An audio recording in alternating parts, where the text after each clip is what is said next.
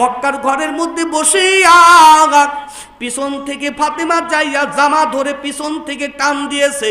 নবী পিছন দিকে তাকা দেখে ফাতেমা, ও বেটি তুমি পিছন থেকে কেন দাঁড় হয়েছো, কারণ কি? ফাতেমা চোখের পানি ফেলে কান্দার বুকটা ভিজায়া দেয়, দুই চোখের পানি ফেলে কান্দার বুকটা ভিজায়া দেয় আর ডাক দিয়ে বলে, আব্বা আমার মা দুঃখিনী কেন চোখের পানি ফেলে কান্দে? আব্বা আমি তো বুঝলাম না। বলে কেন কান্নাকাটি করে? নবী ফাতেমার সাথে দৌড়াইয়া খাদিজার পাশে হাজির, ডাক দিয়ে বলে, খাদিজা তুমি এত চোখের পানি ফেলে কান্নাকাটি করছো কেন? খাদিজা তোমার কি চিন্তা হয় একটু বলো তো দেখি, তুমি কি দুনিয়ার বুকে আর থাকবা না নাকি? কিছু বুঝতে পারলাম না। এবার খাদিজা বলতেছে, নবী গো আমি খাদিজা অটোমেটিক কেমন যেন খারাপ একটি অনুভব হয়, কেন যেন শরীরের মধ্যে খারাপ লাগতেছিল।